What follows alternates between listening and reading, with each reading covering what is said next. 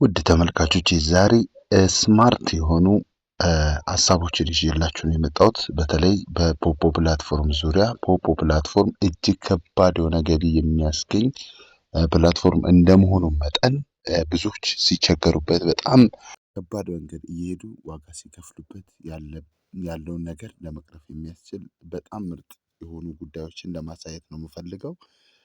ፖፖ ፕላትፎርም ላይ ስፔሻሊ ለወንዶች በጣም የሚከብድ ነበረ እና ቀለል አድርገን ማለፍ የምንችላቸው በጣም ምርጥ የሆኑ ሲስተሞች አሉ። እነዚህ ሲስተም ነው ልነግራችሁ የፈለኩት ዛሬ እና በትኩረት እንድትመለከቱኝ እፈልጋለሁ። ከዚህም በፊት ግን ቀደም ብዬ ለመናገር የምፈልገው ምንድን ነው? ከዋናው ነገሬ በፊት ቀደም ብዬ ለመናገር የምፈልገው ምንድን ነው ብትሉ አንዳንድ ጊዜ በጣም እዚህ ኦንላይን ላይ ኢትዮጵያውያን ስፔሻሊ ኢትዮጵያውያን ኦንላይን ስራ ላይ በጣም ሌዚ እንሆናለን፣ ተስፋ እንቆርጣለን፣ ግራ ይገባናል። በእርግጥ እውነት ነው ቴክኖሎጂ ስለሚከብደን ነው። ግን የሚገርማችሁ ኦንላይን ስራ ላይ ቤታችሁን መገንባት ትችላላችሁ፣ ሀብታችሁን መገንባት ትችላላችሁ። ኦንላይን ስራ ለመስራት ጀመራችሁ ማለት መሰረታችሁን እየጣላችሁ ነው ያለው ማለት ነው። ትልቅ መሰረት ትልቅ ፎቅ እየገነባችሁ ነው ያላችሁት ገና ከመጀመሪያ ስትጀምሩ ማለት ነው።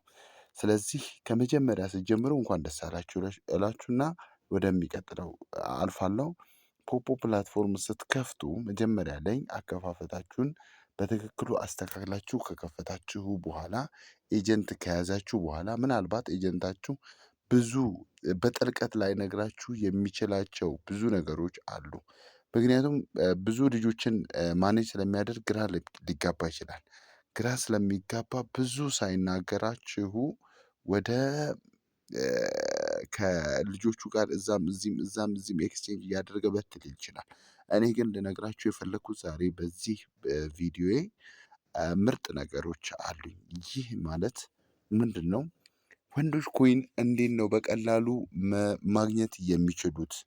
ወንዶች እንዴት ማግኘት ይችላሉ? ሴቶችስ በቀላሉ እያገኙ ነው? ወንዶችስ እንዴት ነው? ብቻ በዚህ በላይቭ ማለት ፓርቲ በመስራት ወይም ኮይን በመሰብሰብ ወንበር ላይ ተቀምጦ ኮይን በመሰብሰብ ያቺ ትሬዠር ቦክስ ላይ ያለችውን ላኪ ቦክስ ምናምን ሲለቀቅ እንዲሁም ደግሞ ፋየርወርክ ሲለቀቅ ብቻ መሯሯጥ በዚህ ብቻ አይሳካም ወንድሞቼ ልንገራችሁ። ኤጀንት ከሆናችሁ በኋላ ትልቅ ኮሚሽን ስለሚኖራችሁ ቀደም ብላችሁ ምን ማድረግ ነው ያለባችሁ? ወይ ሴቶችን ትጋብዛላችሁ። መጀመሪያ ላይ ሴቶችን ስትጋብዙ እንዴት ታደርጋላችሁ? እንዲሰሩ አድርጋችሁ ነው ማሳመን ያለባችሁ። እህታችሁንም ሆነ እናታችሁንም ሆነ ማናቸውንም እንደምንም አድርጋችሁ እንዲሰሩ አድርጋችሁ አሳምናችሁ ካስጀመራችሁ አንድም ሆነ ሁለት ሴት እንኳን ብትጋብዙ አንድ ሴት እንኳን ብትጋብዙና ያቺ ሴት ደግሞ በስነ ስርዓቱ የምትሰራ ከሆነች የእናንተን ደረጃ ወደ ላይ እየገፋች ወደ ላይ ትሰቅላችኋለች። ሰው ወደ ሱፐርነት የምትወስዳችሁ ያቺ ልጅ ትሆናለች ማለት ነው። እሷንም እየረዳችሁ ማለት ነው። ሴቶችን አንድ ሁለት ሶስት ሴት ቢኖራችሁ እናም ደግሞ እነዛን ሴቶች በትክክሉ ማሰራት ብትጀምሩ በትክክሉ ወጥራችሁ ማሰራትና እንዲሰሩ ድጋፍ እያደረጋችሁ ብትቀጥሉ በጣም ውጤታማ ትሆናላችሁ በእርግጠኝነት ማለት ነው። እያልኩኝ ያለሁት ምንድን ነው? ብዙ ጊዜ ትኩረት የማንሰጠው ነገር ምንድን ነው? ልክ እንደገባን ብር ካልተከፈለን የምንል ልጆች አለን። ብር ካልተከፈለን ማለት በቃ እንገባለን ብር እንዲከፈለን እንጠብቃለን። ያ ብር ካልተከፈለን ደግሞ ግራ እንጋባና ወደኋላ እንወጣለን። ኢቭን ዩቲዩብ እንኳን ለረጅም ጊዜ ዋጋ ያስከፍለናል። ማለት ሲስተሙን ከሳትን ፖፖም እንደዚሁ ሲስተሙን ከሳታችሁ ለረጅም ጊዜ ዋጋ ትከፍላላችሁ። መጀመሪያ በአንድ ሴት ኤጀንት መሆን ትችላላችሁ። በመቀጠል በሁለተኛው ደግሞ ሌላ ልጆችን ጨምራችሁ እንደዚሁ በሁለተኛው ሴት ደግሞ በርከት ያለ ኮሚሽኖችን መሰብሰብ ትጀምራላችሁ። ኤጀንት ከሆናችሁ በኋላ ማለት ነው። በዛኛው ኮሚሽን አልበላም ብላችሁ ደረጃችሁን ከፍ ካደረጋችሁ እንደገና የበለጠ ኮሚሽን የመሰብሰቢያ እድላችሁ ከፍ አለ። ለምሳሌ ከዲ ሌቭል ወደ ሲ ስታልፉ ከ4% ተከፋይ ከነበራችሁበት ወደ 8% ተከፋይ ነው። ከዚህ ደግሞ ወደ ቢ ስትተላለፉ ወደ 12 እንደዛ እያለ ከፍ እያለ ወደ ሱፐር እየመጣችሁ በጣም እጅግ ከፍ እያለ ይመጣል። የፕላትፎርሙ ሪዋርድም ጭምር በጣም ጫን ያለ እየሆነ ይመጣል ማለት ነው። ይህንን ደግሞ እንዴት ነው ማሳካት የምችለው? እንዴትስ ሴቶችን ማግኘት እችላለሁ? የሚለው ሀሳብ ግራ አያጋባችሁ። በየፕላትፎርሙ ለምሳሌ እንደ ቲክቶክ አይነት፣ እንደ ዩቲዩብ አይነት፣ እንደ ፌስቡክ አይነት፣ እንደ ኢንስታግራም አይነት የተለያዩ ፕላትፎርሞች አሉ እና እነዛ ፕላትፎርሞች ላይ መልቀቅ ነው መልቀቅ። አስሬ መጮህ፣ አስሬ ጮኋችሁ አንዴ ይሳካላችኋል። ይህ ደግሞ የሚገርማችሁ በጉልበት የምትለፉት ልፋት አይደለም፣ ቀላል ነው። ቪዲዮ ሰርታችሁ መልቀቅ፣ ቪዲዮ ሰርታችሁ መልቀቅ፣ ቪዲዮ ሰርታችሁ መልቀቅ። ምን አይነት ቪዲዮ? እኔ ከሌ ከሌ እባላለሁ፣ እንደዚህ እንደዚህ አይነት ስራ ምርጥ ስራ ስላለ በውስጥ መስመር አናግሩኝ፣ ካልሆነም ደግሞ ቴሌግራም ቻናል ላይ፣ ካልሆነ ፌስቡኬን፣ ኢንስታግራሜን፣ ካልሆነም ደግሞ በቲክቶክ ሜሴጅ ኢንቦክስ ውስጥ ገብታችሁ አውሩኝ ብላችሁ እንደዚህ አድርጋችሁ ሊንክ በመላክ ሊንካችሁን ደግሞ በቀላሉ ቴሌግራማችሁ ላይ በማስቀመጥ፣ በፌስቡካችሁ ላይ በማስቀመጥ፣ በተለያዩ በጉግል እንትኖች ላይ በማስቀመጥ እንዲያገኙ በማድረግ እንትን ትላላችሁ ማለት ነው። ይሳካላችኋል ማለት ልጆች በቀላሉ የምታሳኩበት መንገድ ይሄ ነው። ልጆች ከተሳኩ በኋላ ኮሚሽኑ በጣም እጅግ ቀላል ነው። ሌላኛው ገንዘብ ማለት በገንዘብ ገዝታችሁ በገንዘብ ገዝታችሁ በገባችሁ በሁለተኛው ቀን በሶስተኛው ቀን ወይ በሁለተኛው ቀን ምን ትሆናላችሁ? ኤጀንት ትሆናላችሁ። ያንን መሆን የምትችሉ ምናልባትም አዲስ ሕግ ካልወጣ በስተቀር ከሰኔ በኋላ ይወጣል የሚባል እንትን አይቻለሁ። ግን ካልወጣ በስተቀር ፈጥናችሁ ኤጀንት ትሆናላችሁ። ኤጀንት ሆናችሁ ማለት ደግሞ ማንንም በስማችሁ ለመመዝገብ ብቁ ሆናችኋል ማለት ነው ማለት ነው።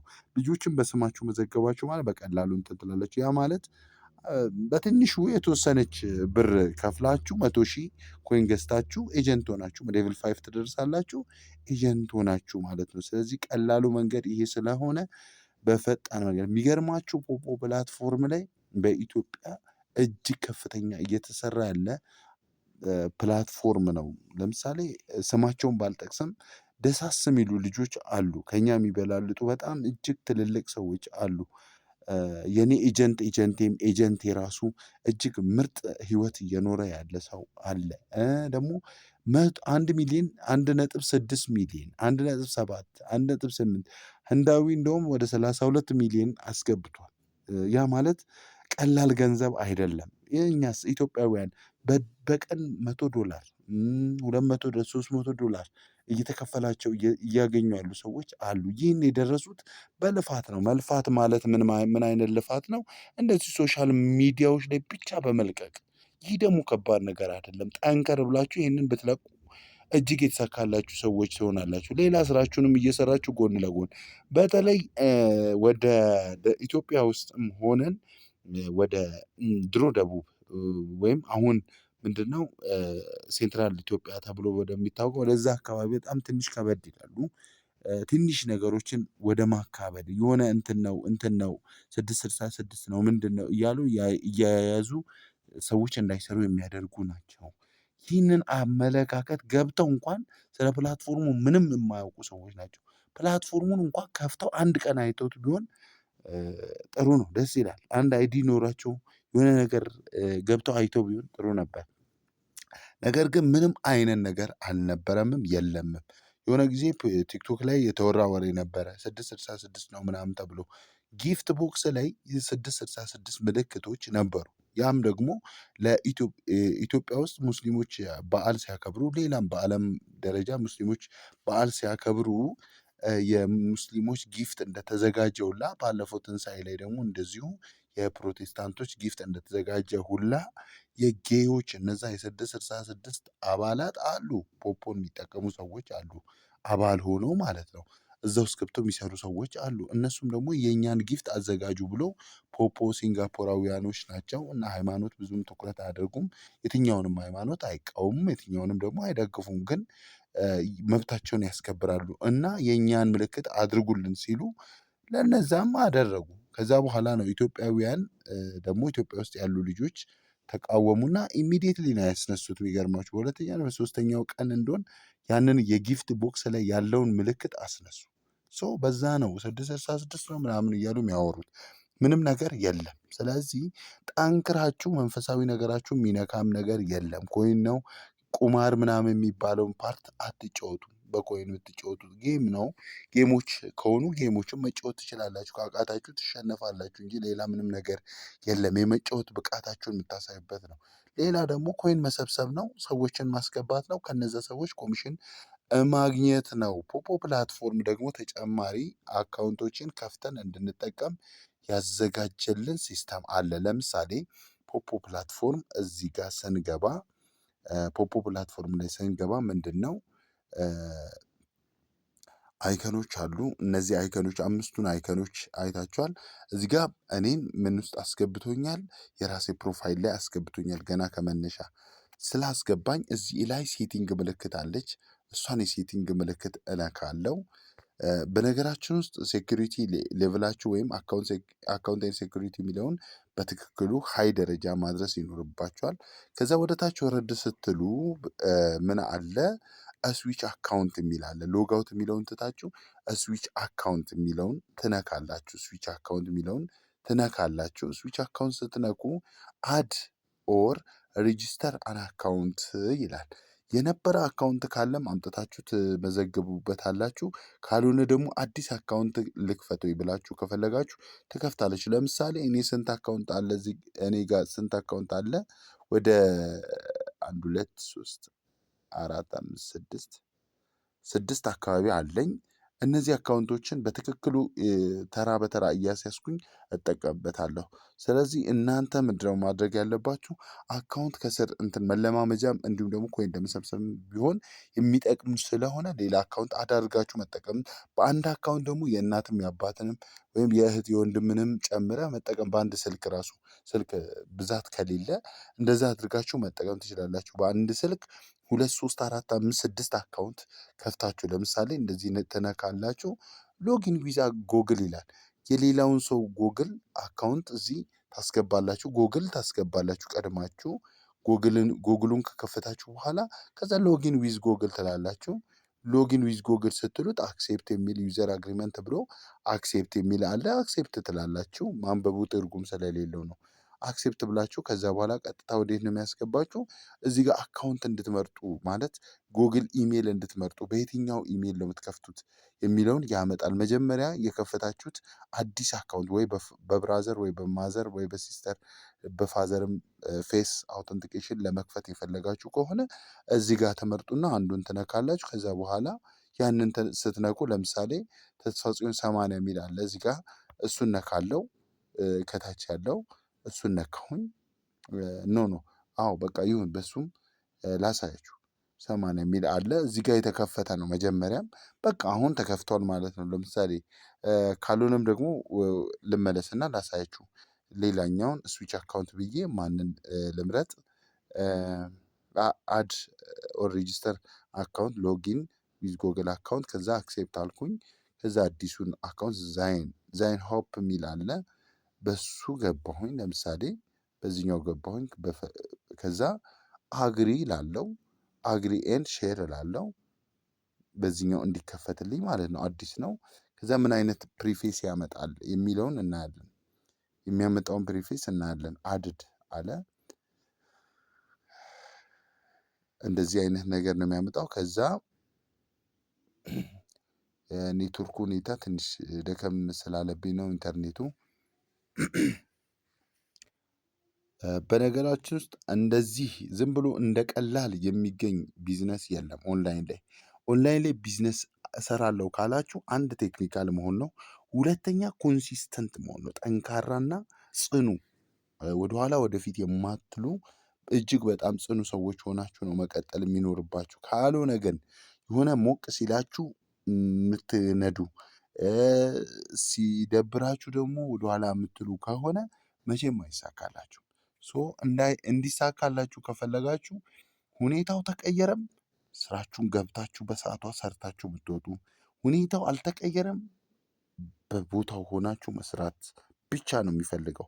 ኮንሲስተንትሊ ዝም ብላችሁ ቀጥታ የምትሄዱ ከሆነ እርግጠኛ ነኝ 100% እርግጠኛ ነኝ ይሳካላችኋል።